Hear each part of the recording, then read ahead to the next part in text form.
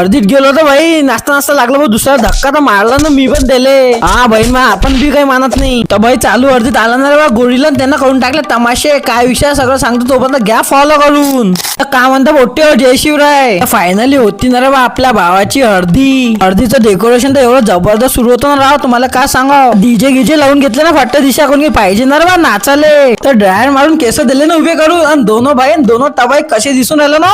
नवरदेवाच्या घरचं 4 चाकी वाहन पकडून आम्ही गेलो डायरेक्ट फोटोशूट ना.